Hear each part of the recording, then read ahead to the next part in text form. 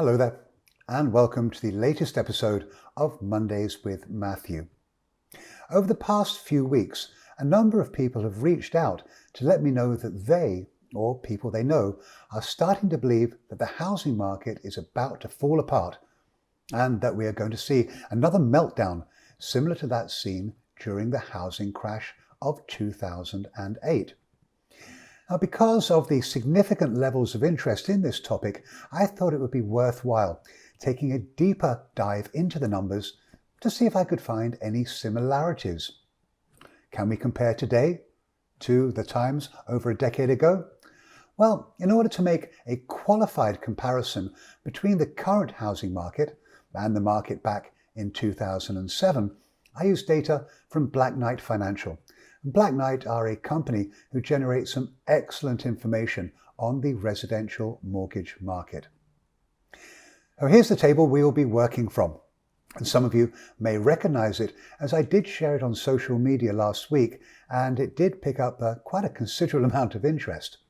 Well, the data in this table gives a straight across comparison between the US housing market in early 2007, just before the market crashed, and the market back in February of this year, just before COVID-19 took over. So let's go through it and discuss some of the more interesting data points. As you'll see from the top line, the number of total mortgages back in early 2007 and now is pretty similar, and this certainly helps in making an apples to apples comparison. The next line of data, well, that really struck me. Back in 2007, 14.5% of homeowners across America had less than 10% equity in their homes.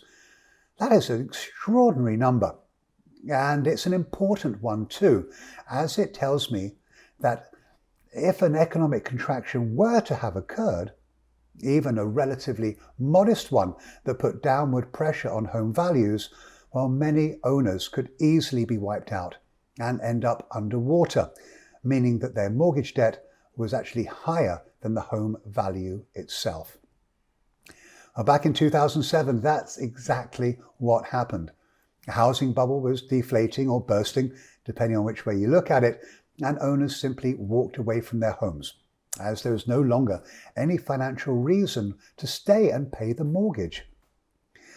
Additionally, the other homeowners who still had modest amounts of equity in their homes saw what was going on in the market and the economy and tried to sell. This, of course, led to a massive increase in the number of homes for sale, which further exacerbated the downward spiral in prices. Too much supply, not enough demand, well, clearly that pushes prices lower. And today the number is just 6.6%, far better than it was. Now, you may say it is still a significant percentage, but I'm not surprised about it, nor am I worried, as there will always be some share of the market with equity levels below 10% because of the number of buyers using low down payment programs such as Ginnie Mae and the like. Oh, while we are on the subject of home equity, there is one data set not shown here that is worthwhile just touching on. And this relates to the percentage of homeowners who are what's called equity rich. And equity rich means they have more than 50% equity in their homes. I didn't include it here because I don't have data, unfortunately, going back to 2007. But a recent report coming out of Atom Data Solutions showed me that at the end of 2019, 26.7, over 1/4 of all homeowners with a mortgage had more than 50% equity in their homes. That is a substantial cushion, potentially for times like the ones we are going through today. Exactly how much of a cushion are we talking about? That also is worthwhile touching on. Well, according to the Federal Reserve, at the end of last year, homeowners collectively were sat on over $18.7 trillion of equity. So think about it this way. If there are people who maybe have been furloughed, maybe they've lost their jobs, well, they're sat on a very significant cushion of equity, which will help them out through the hard times. Now moving on. The next line looks at the ratio between the mortgage amount and the value of the home. Obviously, lower is better. And again, we're sat at 53%, suggesting that we are not over-leveraged in the same way that we were back in 2007. Again, times are very different. Below that, you'll see that debt-to-income ratios look similar, but when I think about it, that may actually not really be the case. And I say that because think about the prevalence of the low documentation and the no documentation loans that were made back before the housing market crashed. Well, how many of you remember the so-called liar loans that were very prevalent back in the day? So I think it makes it somewhat hard to make a direct comparison there. So let's move on.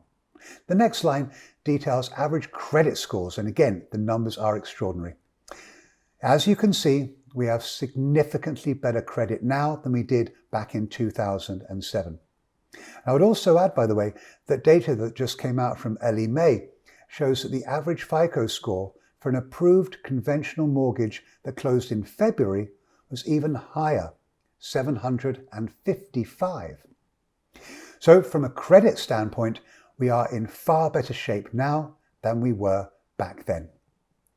I'm actually going to drop down 2 rows now and focus on the percentage of income needed to service a mortgage, as it is also extremely telling.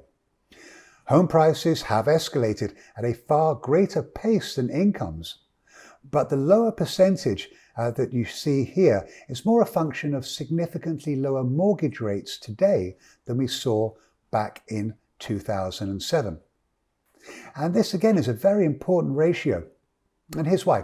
For example, if you think about, hypothetically, there's a couple and they own their home and maybe one of them loses their job or is temporarily furloughed.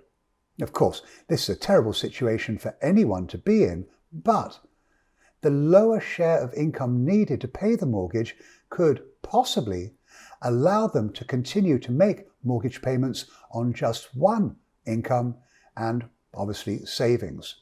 And that you can possibly carry on for a period of time until the other party goes back to work. Very different times again that we see now compared to back in 2007. Now moving down the list, the final 4 data sets are not as significant today, but do go a long way toward explaining the primary reason why we saw the housing market bubble burst in the first place. Just look at the number of subprime mortgages and the number of adjustable rate mortgages. Back then, when rates reset, homeowners were crippled with a massive increase in their mortgage payment. Now, interestingly, any arm reset risk today is, in essence, non-existent, given the fact the Federal Reserve lowered interest rates, and because of that, that means that essentially many homeowners with seasoned arms will actually see their mortgage rates drop rather than jump, as was seen during the Great Recession. So, what do all these numbers show us? Well, clearly we are in a very different place now than we were before the housing bubble burst. Coming into 2020, homeowners were in very good shape. Elevated credit requirements have led the US delinquency rate to fall to its lowest point on record. Foreclosure starts fell in March to just 27,600, again the lowest level on record.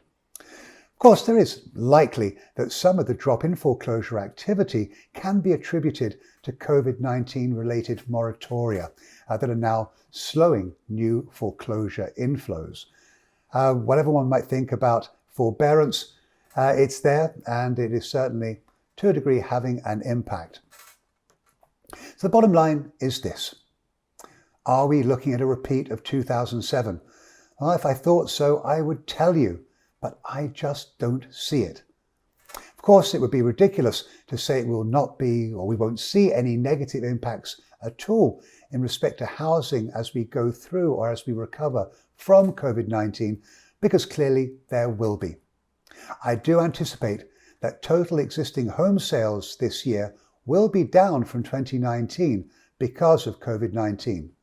To what extent? Well, I'm looking at somewhere between 10 and 15%, but it's very hard to be precise as it is totally dependent on when shelter in place ends across the country and when, in essence, the country's economy reopens again. Additionally, I'd expect to see home prices pull back, certainly over the course of the next couple of quarters, but the drop in values, again, will be short-lived. If I make some assumptions regarding when the US reopens, I expect to see quarter-over-quarter drops in median home price in the third and the fourth quarters. However, year-over-year home prices, while 2020 prices will still be up over 2019 by roughly 2.5%. I hope you found today's comments of interest. As always, if you have any thoughts or if you have any ideas for future topics that you'd like me to discuss, I would love to hear from you. I wish you all well, and I look forward to visiting with you all again next week.